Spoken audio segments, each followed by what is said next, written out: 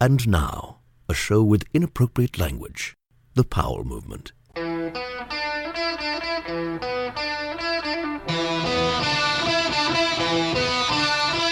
Welcome to the Powell Movement. I'm your host, Mike Powell, and this week it's back to business, and my guest is Kharma Vella. Kharma is a co-founder of the successful brand Polar, and Kharma is no longer associated with that brand, so I will find out about his life and times, how the brand was built, and a behind-the-scenes look at what happens when a founder is ousted from his own brand. Kharma's NDA has expired, and he shares all the juicy details on the podcast. Before we get to that, I need to ask you to please follow me on Instagram at The Powell Movement. Give me a 5-star rating in iTunes. It only takes a minute, and here's what you need to do. Go to podcasts on your iPhone or iTunes, search for The Powell Movement, scroll down to where you see the stars, hit 5 stars, and you're done. It takes less than a minute, and it's greatly appreciated by me. Also, if you want to connect with me, my email is mike@thepowellmovement.com. Finally, I want to thank my sponsors who make this show happen. They are Evo, Rescue Water, the 10 Barrel Brewery, and Unofficial Networks. Now, let's talk to Kharma Vella. Hey, man. Kharma, how's it going? Good. Are you finally over your Mexican death flu?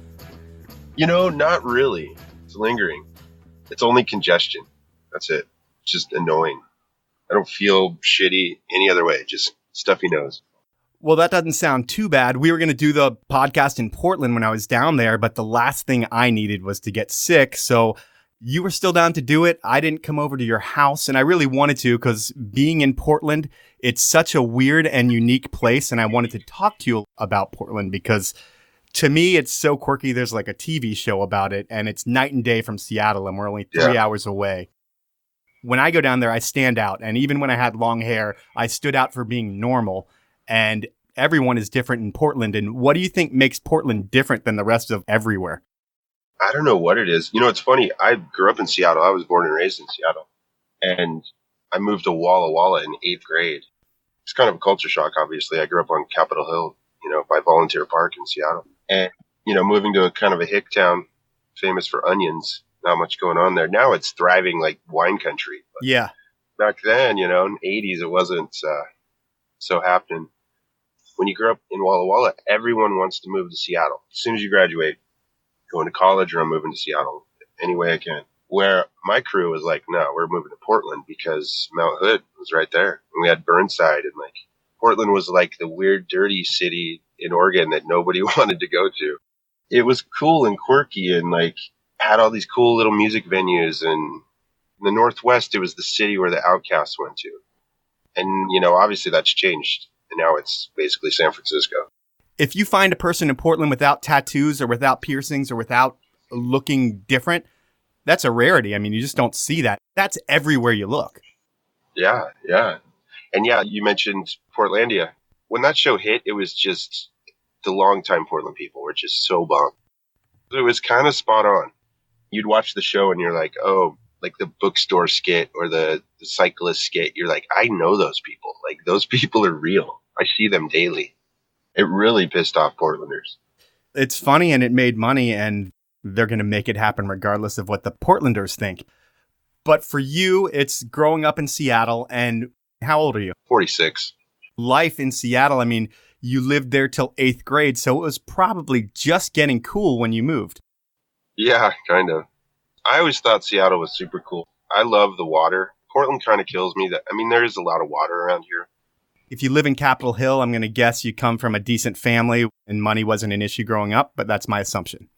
I grew up with a single mom, and we actually lived at my grandparents' house because they had this massive house right on 17th and Aloha that was just, 9 bedrooms, ballroom on the 3rd floor, just one of those classic Capitol Hill homes.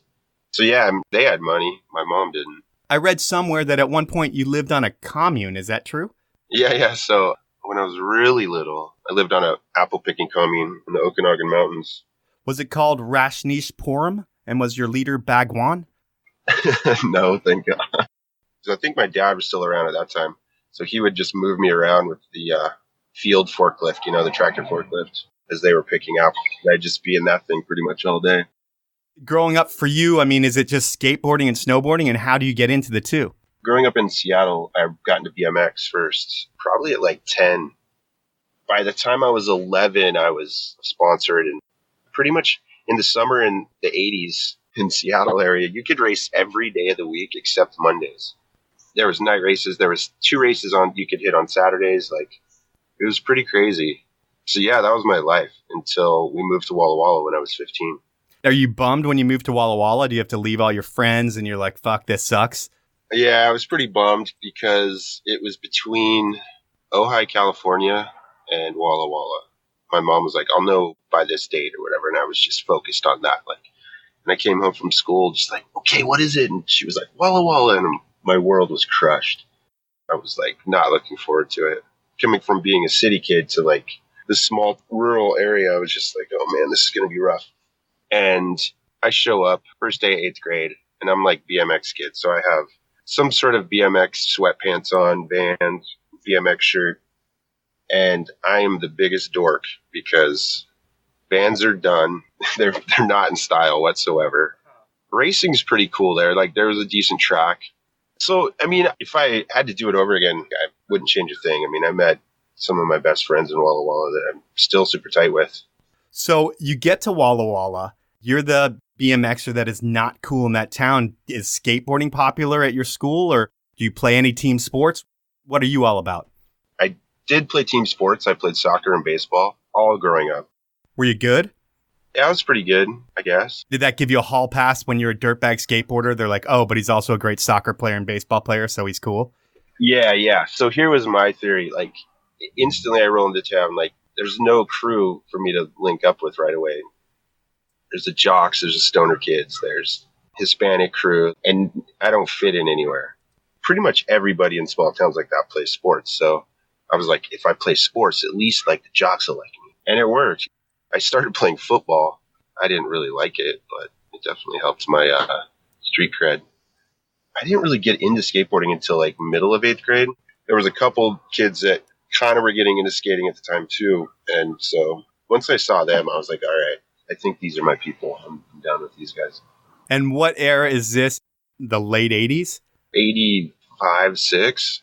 My first board was Zorlak double cut. Like, it was funny. Like, I grew up, idolizing and kind of still do Nadas and Gons because I just gravitated towards the street side of things. Even though growing up, like, the first skating was 2 blocks away. This dude had a shitty vert ramp that we used to try to skate. All plywood, just giant splinters sticking through your leg. It was mostly ramps, because no one had really figured out jump ramps yet or like just street skating. But when that hit, that's all we wanted to do. Big launch ramps to flat? Oh, yeah. I found some old skate photos. One of my old buddies, Levi, he was like, you realize my dad filmed everything we did. And I kind of had forgot. And his dad was a retired cop at the time. And he would just load us up with a jump ramp in his truck and just take us anywhere we wanted to go. If it was snowing, he'd go to the highway underpass and just hang out with us and film all day. And then I was talking to my friend Ray Gordon, who's a photographer and director here in Portland. And he was watching it and he's like, who filmed this? I'm like, my buddy's dad. And he's like, look at it. He tracks really well. He zooms. Like, this dude could get a job right now in the biz. I was like, wow, maybe that was, as a retired cop, he was like, that was his passion, like filming. And it was kind of new at the time too, like camcorders like that. Man, if he was really smart, he would have been filming his fellow police officers back in the early 80s and created a TV show about people getting arrested. And he would be rich right now. No doubt. You're skating a lot, and there's a lot of local contests that you're doing. How do you get into the snow scene? I had skied a couple times before we moved to Walla Walla. I was in a Boy Scout crew or Cub Scouts, I guess, at the time. And were you tight with your den leader? No. Okay.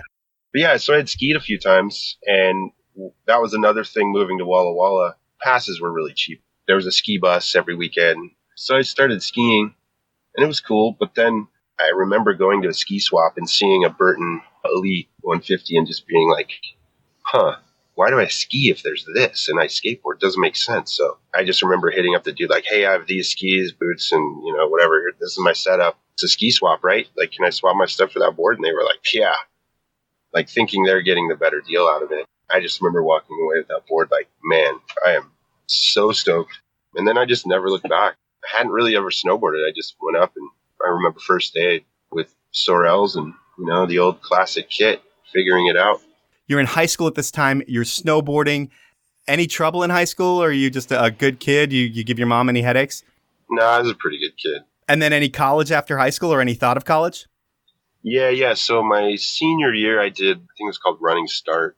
I'd go to high school, and then lunch, I'd go to community college. And then stuck around Walla Walla just because it was easier, because I was traveling so much for snowboarding after I graduated, and went to community college there for like a year and a half, 2 years. And you're snowboarding this whole time, and we'll just say you get really good at snowboarding over 6 years, and eventually you pick up some sponsors, I believe. And who is paying you to ride? Or what is your, I don't know if it's pro or semi-pro snowboard career look like? Yeah, that's a weird one. That era is funny because, you'd go to SIA in the early 90s and there were 400 snowboard companies. It was stupid. I considered myself pretty good at the time, but, no one should have been paying me to snowboard. There were way better kids out there. But you had a look too, right? I definitely had some long hair at the time. Because sometimes that does help when there's way too many pros out there and they're looking for someone marketable, like we can sell this kid. Yeah, I think that's still relevant now. It's huge. There's so many good kids out there. You have to have some sort of edge. So my friends and I grew up doing the Northwest series. And at that time, it was the Seattle kind of Northwest crew. Those guys eventually went on to be some of the biggest legends in snowboarding. Jamie, Todd Slosher, Dave Lee, Peter Line, Temple, the entire Cummins family, basically. That's who we would see at contests every weekend. And obviously they were standouts, but you just didn't know back then. You're like, oh yeah, that guy's good. Say Jamie, for instance, he would be there on Saturday of the contest, and then Sunday he had made the finals. He wasn't there the next day, and we're like, where'd he go? Oh, he had to fly to Japan to do some other thing. That was the first time that I was like, whoa, you can do that? That's what a snowboard career is like? Who was supporting you? My first sponsor, I think, was Barfoot. Barfoot was kind of revolutionary at that time. After Barfoot, I rode for this local company for a second called Tucker Morrison, but it was called Tuckmo. And they were made at the Yellow Bus factory here in Portland, actually. But that was just for a hot second. Summer of 93, maybe? The next one was Family Snowboards. I don't know if you remember them. I don't. They were kind of cool and different. I remember they had just way too much camber. You'd put your board on the ground and there was 3 inches in the center, off the ground. It was just ridiculous. And then MIA, remember that company? Yep. One of the owners did a little side project called Blue Snowboards. Don't remember Blue. I believe it was spelled the French way as well. EU. I was one of the main guys there, and they kind of made me the team manager, and I want to say that was kind of it. And, I got paid enough to pay the bills with both of those, but, nothing substantial, obviously. I got to go on some fun trips.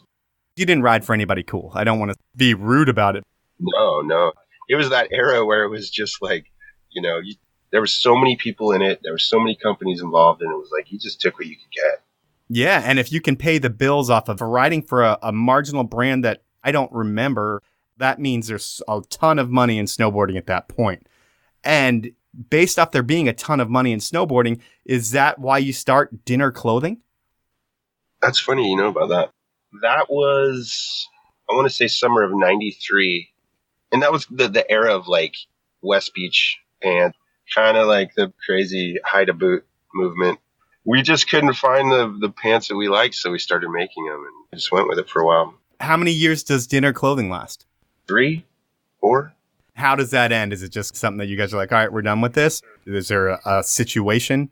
At the time, Faz and I had a bit of a falling out, and I kind of just, rather than ruin a friendship, let's just call it, I left, he keeps it, and we've never really talked about it too much, but I think he moved operations to this place in Idaho, and they had cut all the fabric, and then they kind of went under. So he couldn't even return the fabric, couldn't get stuff made. And that was probably a year after I left. And what's the falling out like? Is it a difference in vision? Because we're going to talk about other brands later on, and I don't know if there's a similar falling out, but you have a partner, you've got a business, and you've got some stuff going that people are stoked on. Does one person want to get bigger and make more money and one person want to be more core? Yeah, that's kind of it. Faz was definitely focused. He had just graduated college and he was really focused to just make this brand big. And I was as well, but I definitely was trying to have a snowboard career. I couldn't put everything into it that even I wanted to, you know. It had some good momentum for a while. And I'm sure you learn a ton at that point. Well, you probably don't think you're learning. It all comes to help you later on in life and gives you the avenue to get into Bonfire, which I want to say is your next venture. After, you know, I kind of tried to live the dream as a pro and it worked out okay for a while. I go, okay, I got to get a real job. And I kind of helped open it, I guess, Castle Snowboards, which was part of the mountain shop here in Portland. I guess the funny thing is they did have Burton at the mountain shop before they opened Castle. Okay. And the manager at the time, when Ride started, he was like, oh, this is the new cool thing. So they ditched Burton and went with Ride. That was kind of short-lived. Yeah, because Burton always sells and Ride has peaks and valleys, but it seems like Burton is one of those things where you can guarantee that it's going to leave the store. Oh, yeah. I mean, it's still to this day, it's like that. But yeah, so I'm working there and I get sponsored by Solomon Bonfire. I guess like right after Solomon started making snowboards. Maybe they had made them for like 2 years or so. 97-ish. And they're still looked at as a ski brand making snowboards. They're not like a full-on snowboard brand yet. They're not that cool yet. I remember going to Bonfire and Faz actually from, you know, dinner, my partner in dinner, he was the developer there. I remember going there and they're like, hey, we need a new fit model. Want to just jump in here? So, yeah, I became the new fit model for the men's stuff. I did that for a while.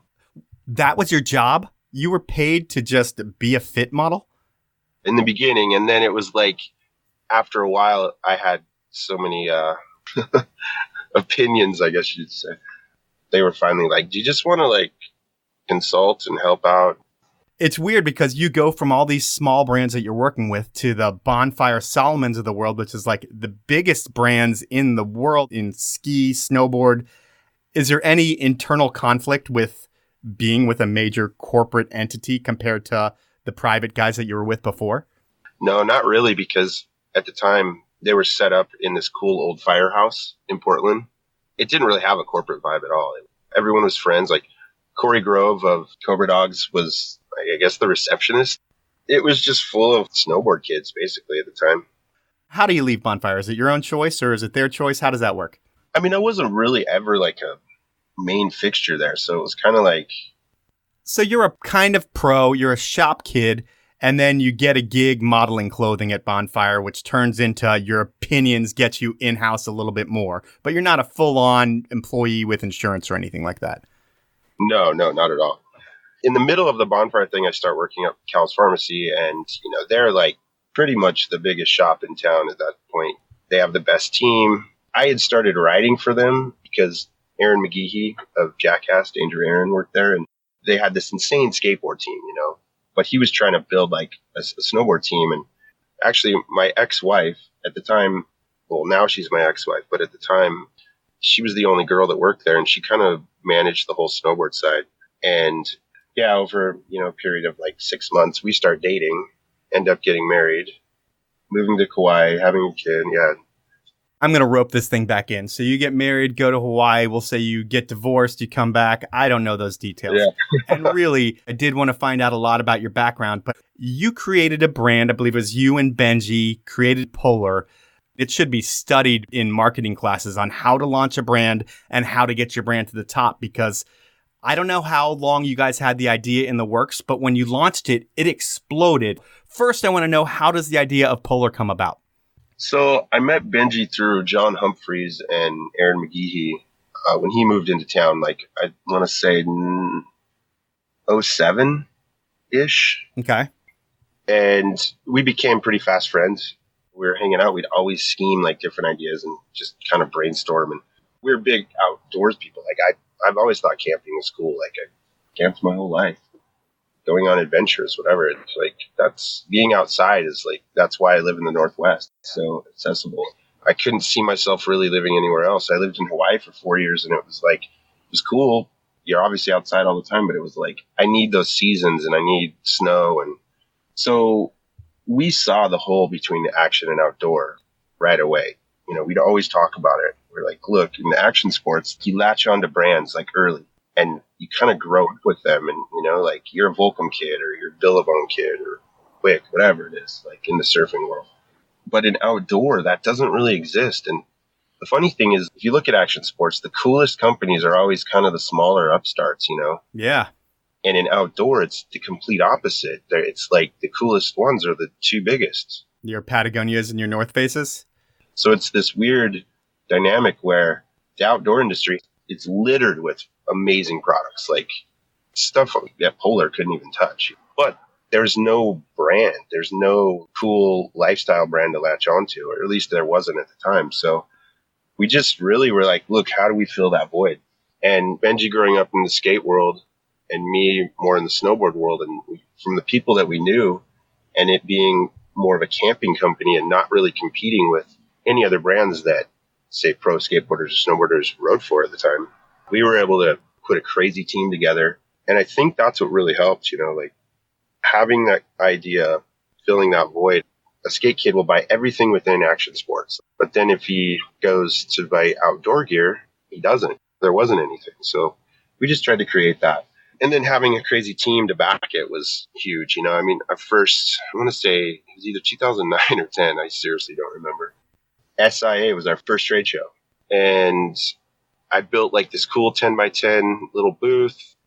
We were literally getting samples shipped from Asia to Denver and seeing them for the first time as we're hanging them up to show them. Before we even get into the SIA, how much do you guys have to put in to get all of this stuff together? Because going to the trade show is going to cost you a shitload of money.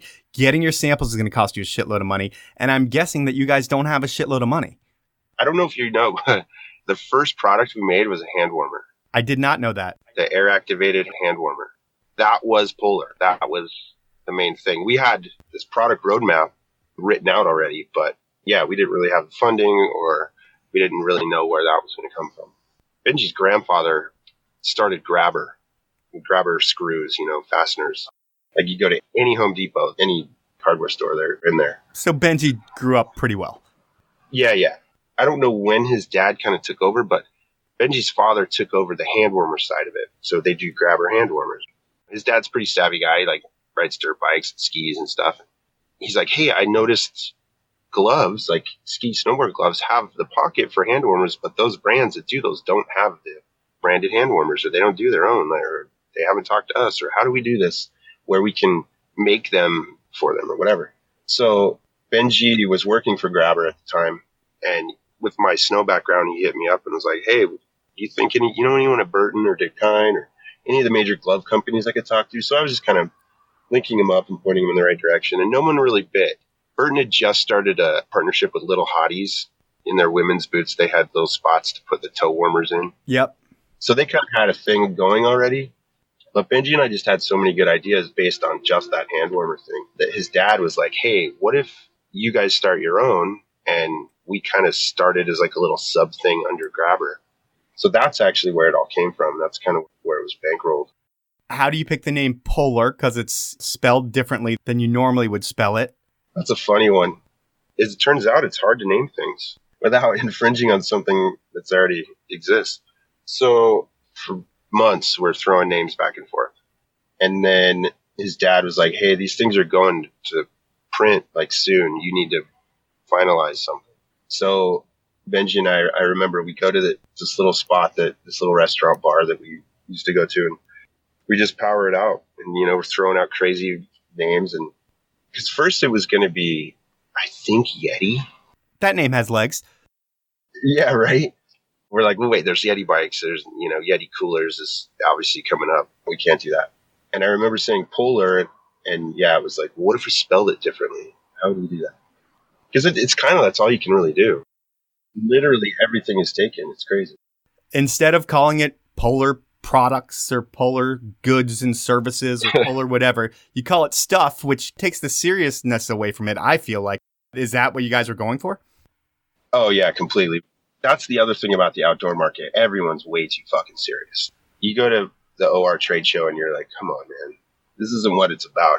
It's about having fun and getting out with your buddies and getting outside, doing cool shit. Where early on, when we started, I'd read I don't even know if it was true, but it was a statistic that said 97% of America camps within 50 feet of their car. I bet you that's true. That's funny because it is. It's got to be true. But then you go to OR and everyone's straight-faced, way too serious guy about their product. And you're like, we have to create, along with filling this void, we have to create like this fun thing that just, we don't take ourselves serious. We just, because it's not what it's about. If only 3% are actually using this product in a serious way, hiking, ascending mountains, let's be silly about it.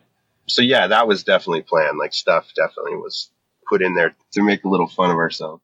And before we dive deeper into the Polar story, I need to talk about my sponsors. And the first one is Evo. And they are hands down the best retail location in the country for ski, snowboard, skate, bike, clothing, outerwear, and they have everything you could possibly want for your adventure. I have personally shopped there since they opened because no one comes close to the service they offer and the vibe they create.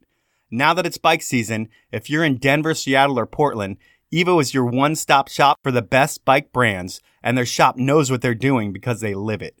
If you can't make it to a store, Evo.com has all the brands, all the products, and a low price guarantee, free shipping on orders over $50, and a no-hassle return policy. For listening to the show, they're going to give you an additional 10% off. What you need to do is input the code capital TPM, the number 10 with no spaces at checkout, and you'll get 10% off that order. My next sponsor is Rescue Water, and they are proactive recovery and should be your choice for hydration. Now that the weather is turning, hydration is more important than ever. And Rescue Water has looked into the science of hydration and have created something that will replace your electrolytes better than a traditional sports drink. Think of it like this.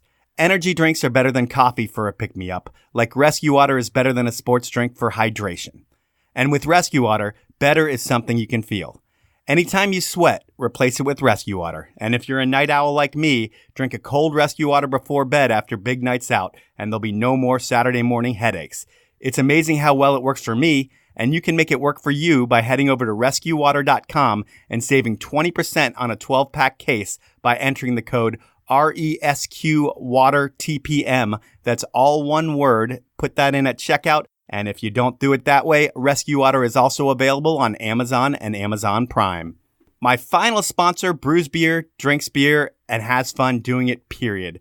They're the 10 Barrel Brewery based out of Bend, Oregon, and they live and breathe the snow and bike culture and support it with events and beer.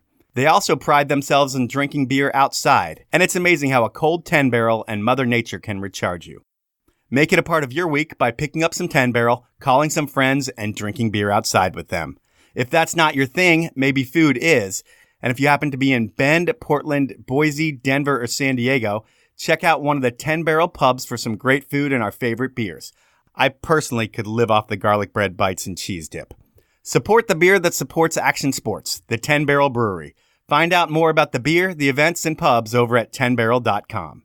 So those are my sponsors. Now I'll dial it back to SIA. You're there in your first booth. Your first product is a hand warmer. And at these trade shows, there's a lot of dreamers out there who buy a little 10 by 10 booth and they hope their whole lives are going to come true and dealers are going to want to buy their products. 90% of those people aren't back the next year. But for you, how does SIA go? So at that point, we're kind of through the hand warmer thing. Like, we're doing the hand warmer, but it's part of the line, but we're doing more stuff as well. We have some of our first backpacks. We have literally the first knapsack that we got straight from Asia, a tent. We have a pretty good mix of stuff. And then we had all these little product ideas, like I think it was called the Potbelly Stove Kit, where it was like a stove with all this extra shit in there. Then we realized the stove game within outdoor was on lockdown, and we did not continue with the stove. There was no way to compete.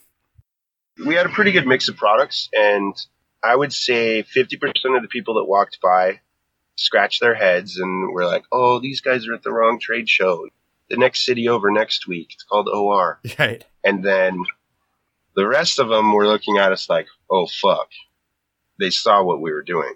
Nobody really knew we were backed by a decent-sized company that if we needed money and we had production means, you know, and it's like anything, like Holden, for instance. there was such a tech race within snowboard outerwear at the time that fashion just got forgotten. And all they did was brought some cool materials with some awesome textures and some decent cuts back into it.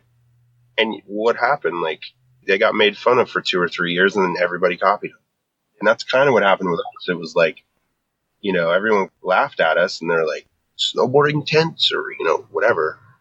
And then, all of a sudden Burton has a camping line, and, things are kind of starting to look more like our stuff. And it was super flattering, but at the same time, like, kind of a bummer. It's got to piss you off. It's like, hey, me and Benji created this great idea, and we are so stoked on it. We have some means, we got some backing, but we don't have the brand recognition that a Burton has, and Burton can come out and do it and just own it. But I will say that in those first few years, with your logo and a lot of different things, you saw a lot of Polar in the Northwest. I don't know about the rest of the country, but I would not be one of them. But I have friends that I consider cool kids, and all those guys were wearing Polar at that time. It seemed like they always had the Polar hat on, and we're talking about the brand, and there was a lot of talk in the industry about what you were doing, and maybe it was just a small percentage of the core of the industry, but they got it, they understood it, and they knew it was going to take off. Do you attribute that to materials, apply fashion to this function that you have? I think it was a bit of everything. Imagery, our marketing in general, our product selection at the time, kind of unplugging from screens and getting outside. That was kind of just our timing was perfect. We saw it. We saw the timing. This is going to happen. Someone's going to do it. We have a year or two at best. With the start of Instagram, that was kind of the beginning. That really helped us, where we knew that we had to start some hashtags of our own that would really help, because then once that got going, it was easy. Camp vibes, is that what you're talking about? Yeah, camp vibes, adventure mobile.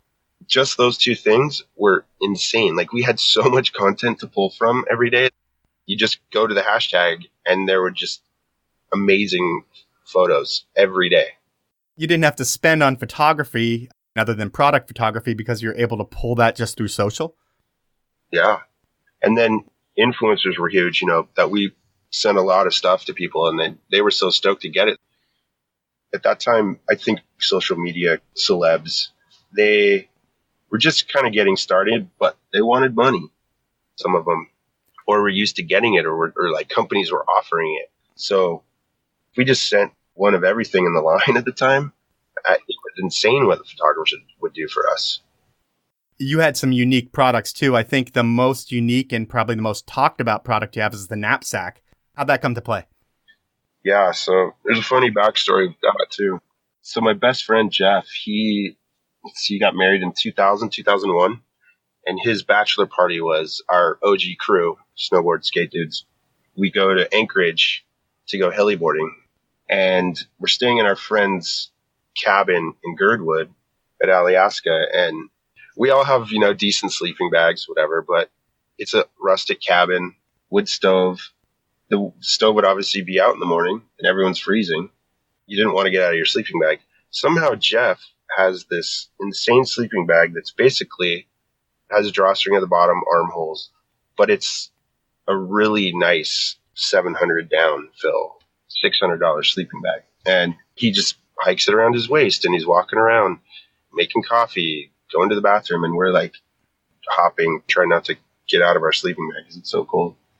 And I just remember being like in love with that thing. And like, I saw, like, I'm a kind of a weird apparel designer, and just how simple yet functional it was was super intriguing. So it had been in your head for 8 years. And then when you launched the brand. Yeah, and it comes from Swiss military, apparently. Soldiers were in the trenches. They would cold and wet. So they'd have like these sleeping bags with armholes. Actually, they had full arms.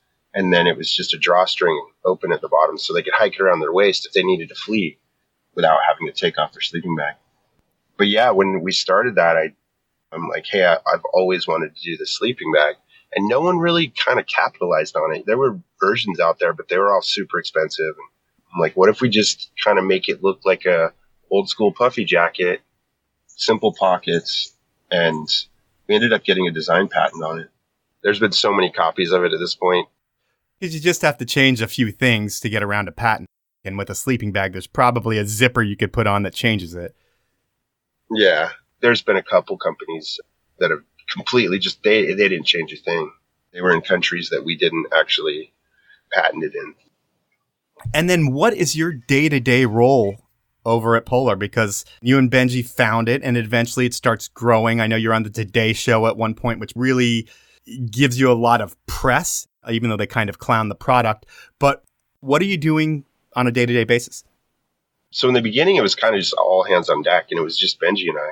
Our first hire was Nate Bedecker, formerly of Burton and then Holden, and he was our logistics wizard. We didn't really know how to move things in big volume and get them to where we needed to get them. Like working, with manufacturers in Asia, it's a rough game. And then as you grow it, you got to send containers all over the world. They don't just come to one hub and then get sent back out. It's pretty crazy. But my day to day, in the beginning was just, we had a list and it was just go time, take care of it. I definitely leaned more towards the product and Benji the marketing. Okay.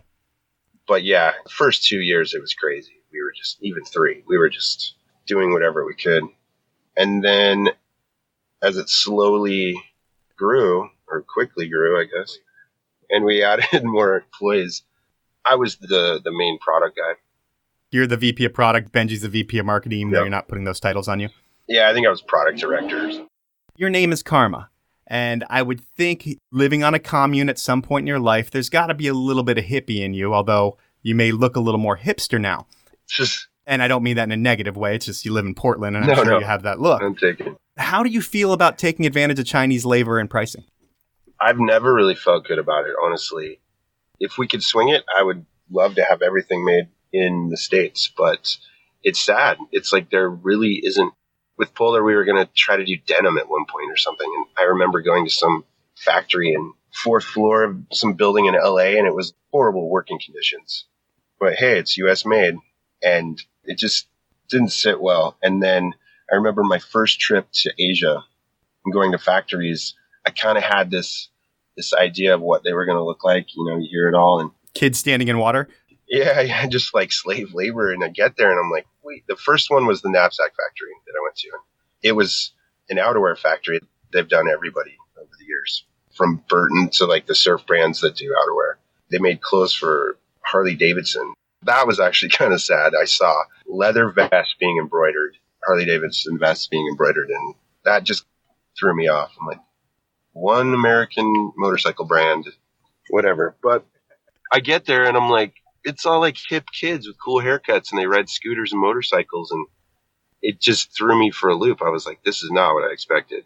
The working conditions were amazing. So, the factory owner, like truly you could tell, like gave a shit about his employees and treated them with respect. And it was like a huge, cool community. And I was like, okay, well, if we're in factories like this, great.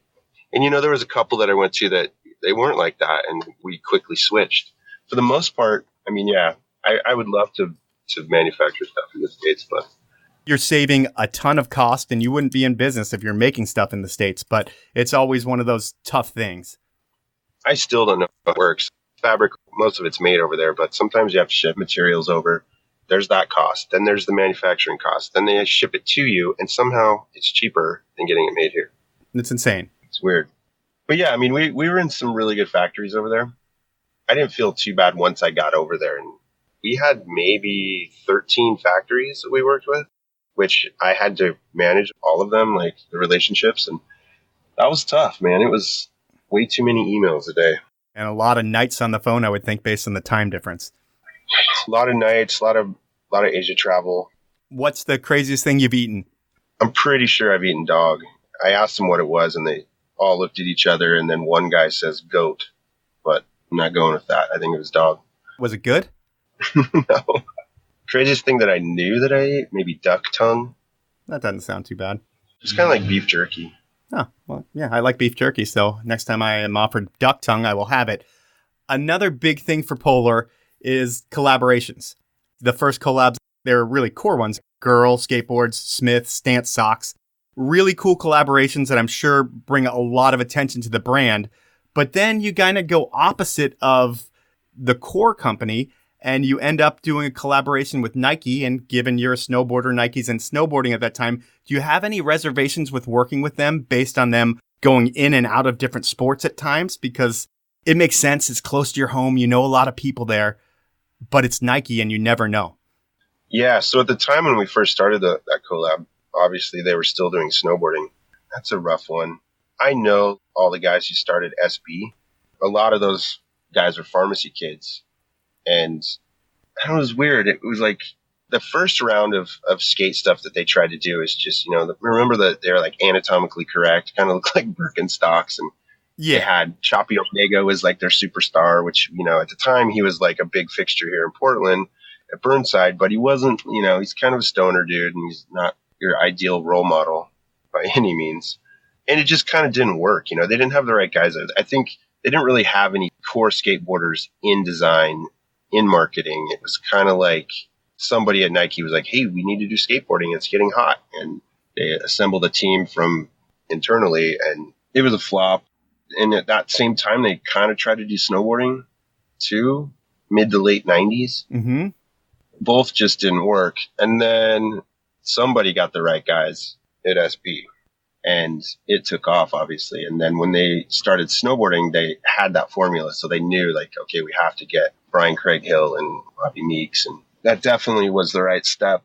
The first round, I was kind of like, really, coming from, like, a core snowboard kid, skate kid, I was like, really Nike?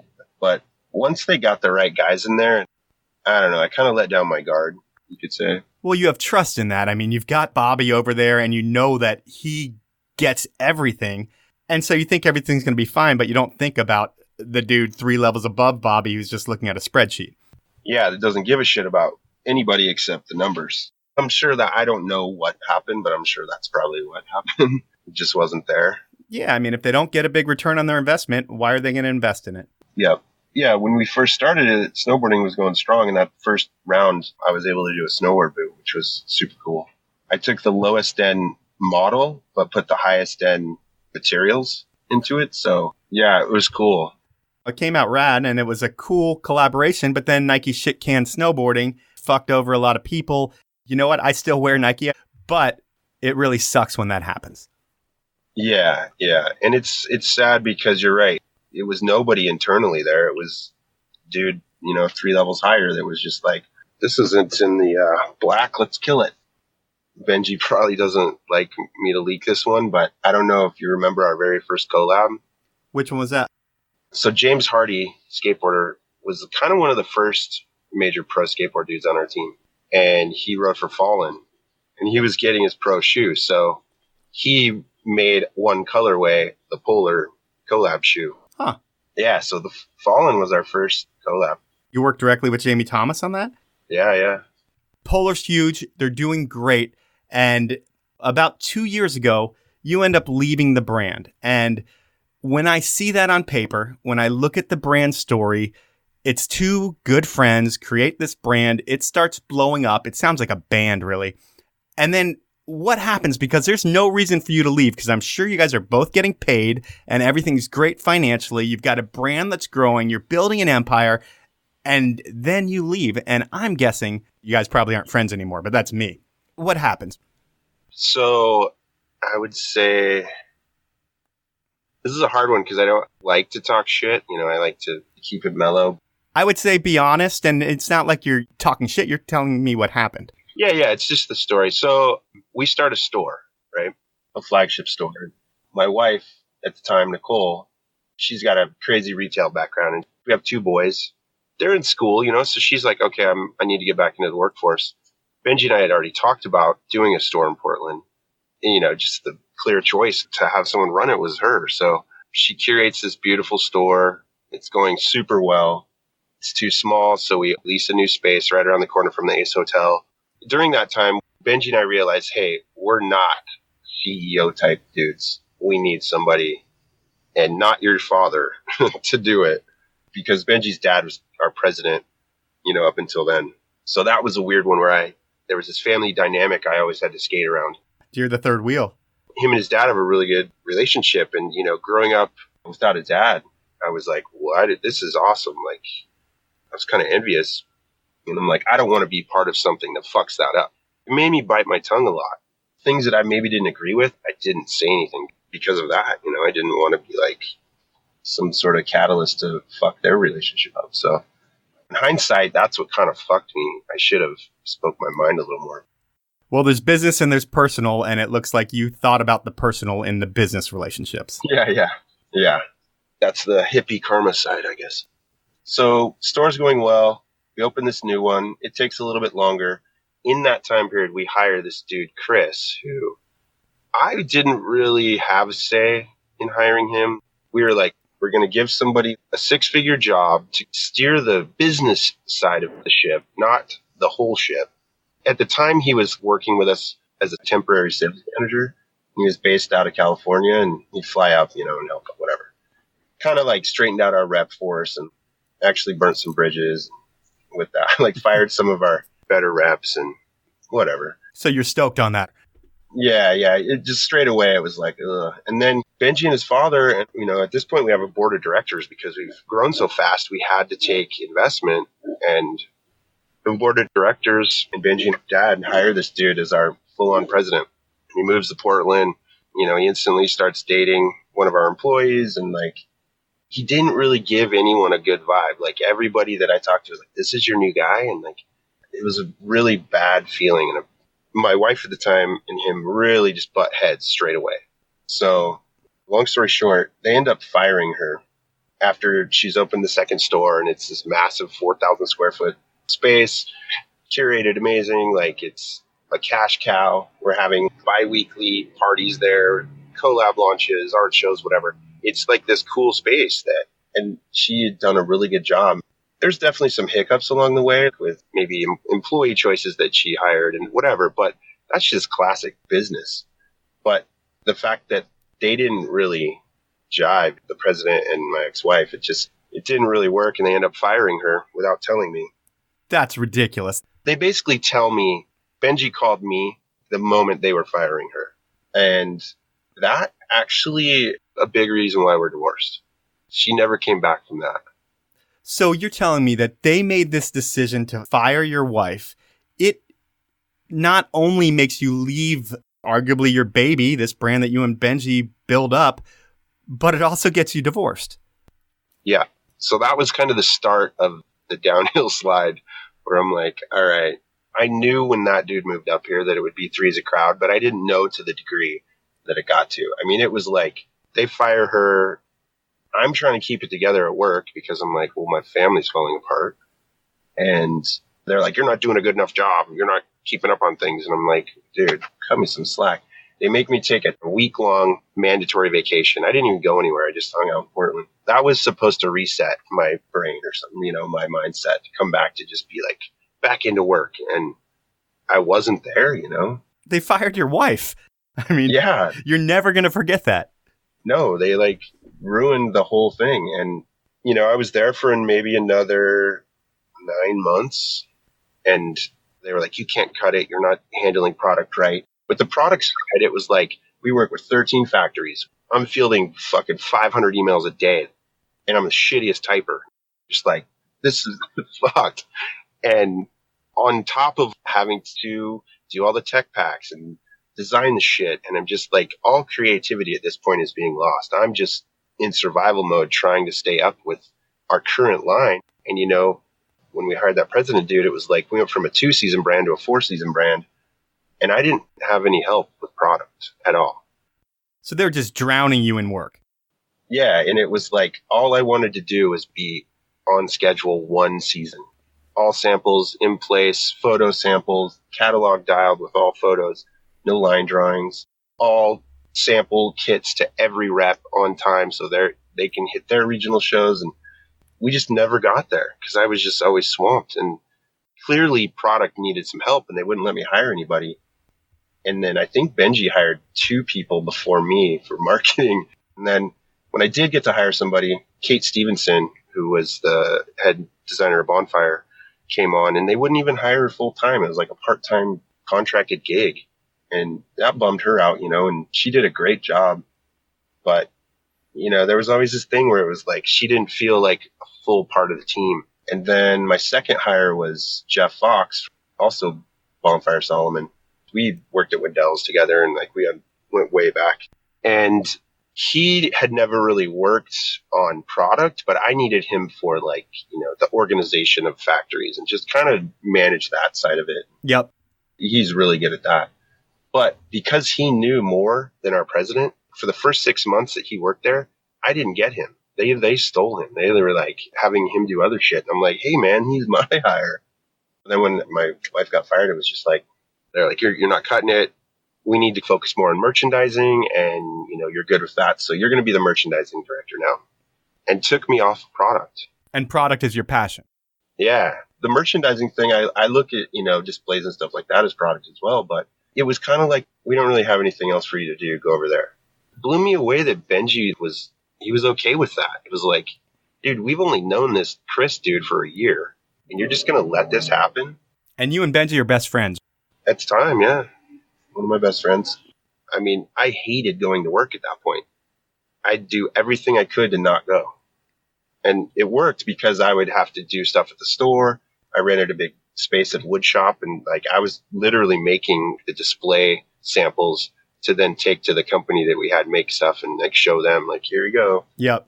And I'd do everything I could to not go to the office, and like I'd show up sometimes and there'd be a full-on design meeting with like everybody in there, and they didn't even let me know.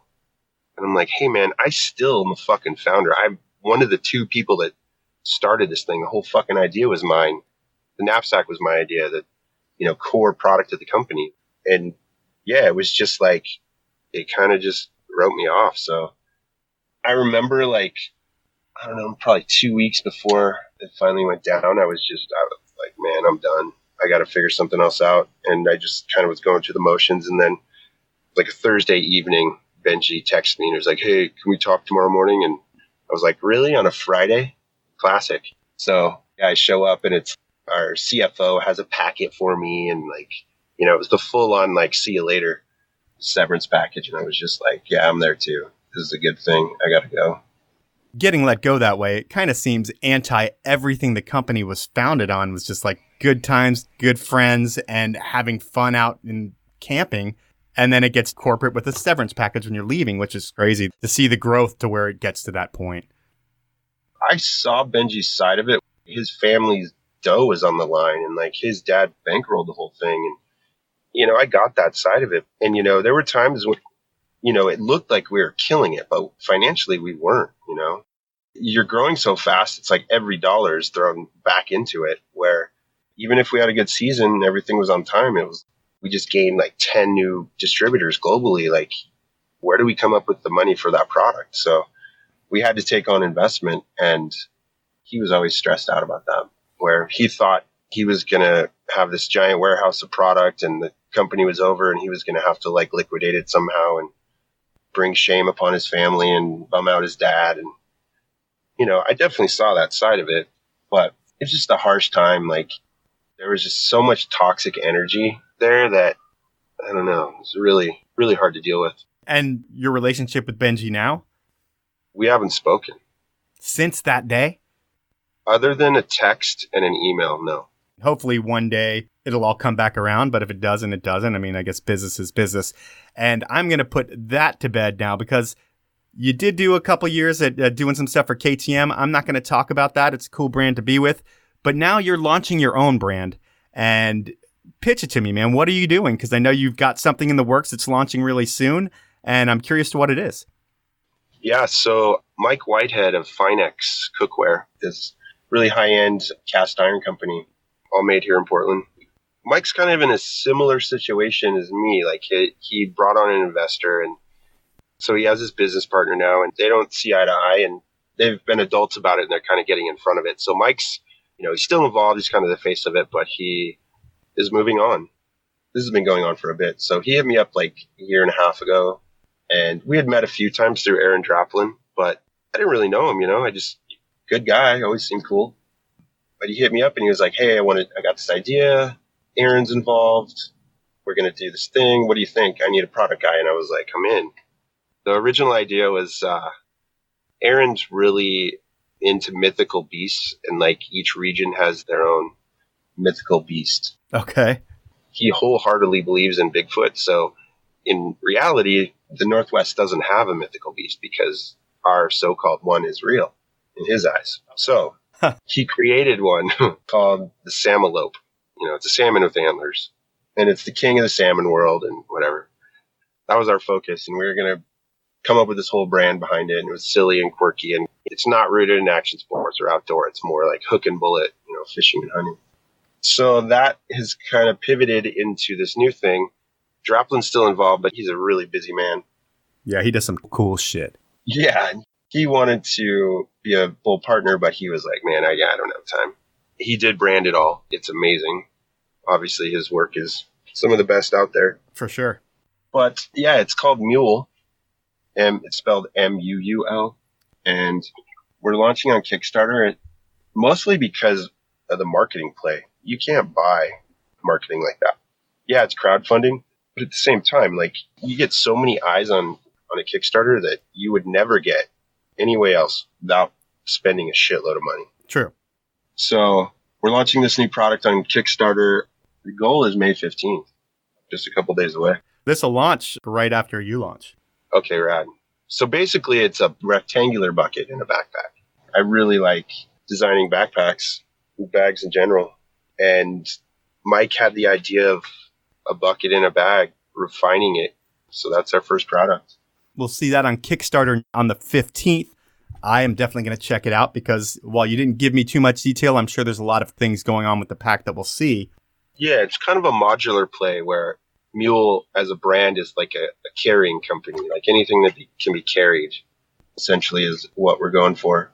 That makes sense. We're not trying to mess with the boutique fashion side of it, that world where Polar kind of got pigeonholed into, which really blocked us from getting into stores like Cabela's and Bass Pro and that side of it. You were too cool?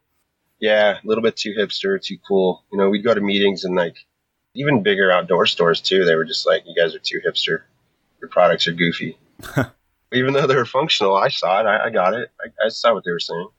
When you start a brand like that, you never know who's going to latch on. And fashion and boutique, they grabbed the hold of Polar for sure. Still to this day, I have no idea why. We'd go to New York, when we had our store there, for instance, walking down Soho, in areas, and you're like, wow, look at this fancy boutique that has a knapsack and a tent. It just didn't make sense.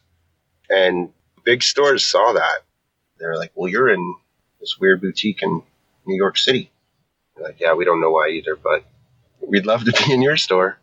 We're kind of really focused on kind of more mainstream, like where the masses are. Cabela's, Home Depot, Lowe's, Orchards, because the thing is so functional, it's crazy. You'll see. At this point, I know I've taken up a lot of your day. I'm going to take up a couple more minutes of it because I have a segment of the show called Inappropriate Questions. All right. And I am sitting in the garage of Dan Sorcinelli, who is a sales rep for a lot of brands in the outdoor space. Dan, who do you represent?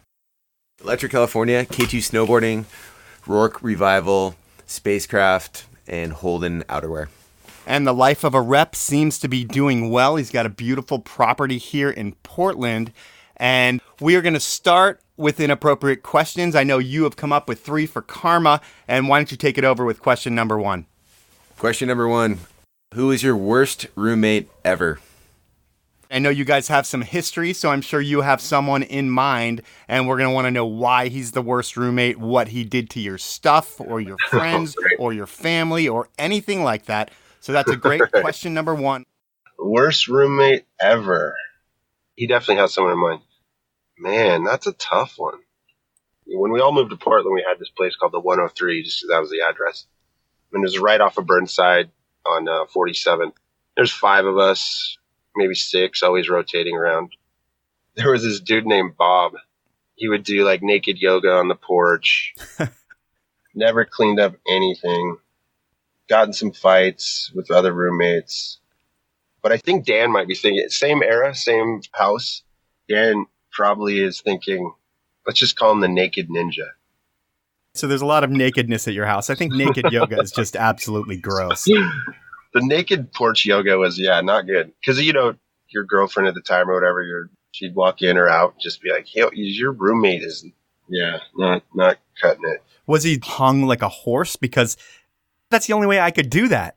No. The funny thing is quite the opposite. Weird. Yeah, he just didn't care. Kind of a weird hippie dude. All right. Well, we will go to question number 2. Question number 2. What is the worst thing you did to Dave England from Jackass? Man, I don't think I've done too much bad things to Dave. Well, I think he was trying to get you to tell us about that one time in college that you might not want to talk about. I'm trying to think. Honestly, I've always been really nice to Dave. He's always been nice to me. He's done some really weird stuff to other people, other friends. I feel bad, Dan. Maybe I'm forgetting something. Well, with a name like Kharma, I'm sure you've killed some brain cells throughout your life, and maybe you are forgetting something.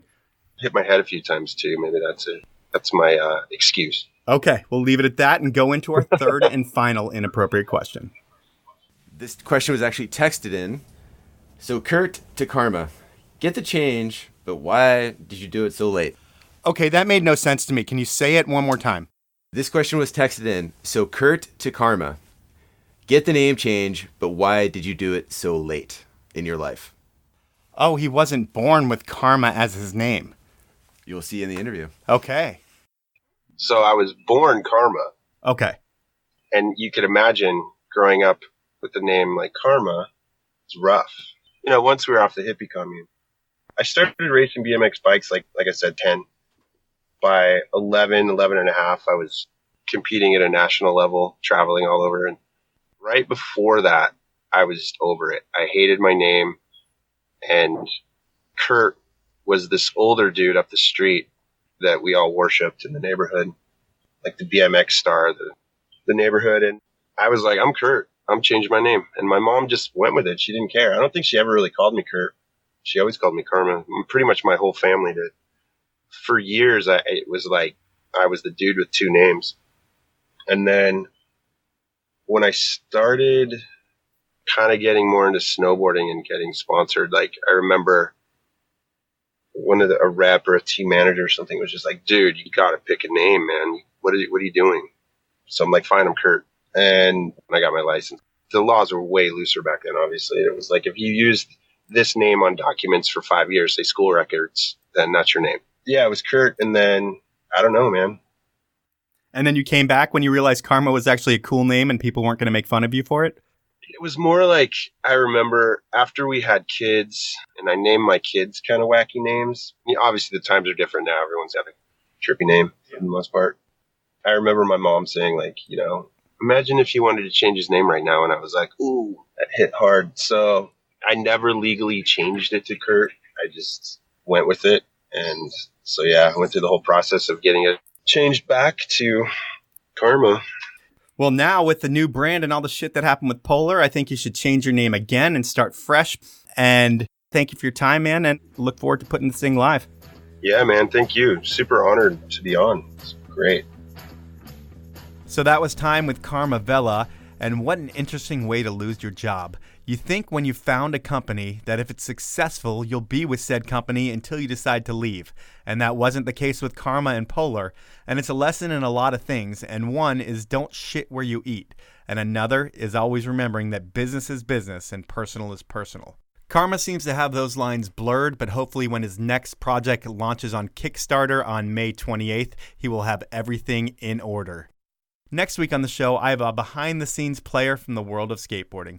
My guest is photographer Chris Ortiz, and while you might not know his name, his influence is all over the place. But that's next week. Until then, I want to thank you for listening to the show, and I need to thank my sponsors. They are Evo, Rescue Water, and the 10 Barrel Brewery. Have a great week, everyone.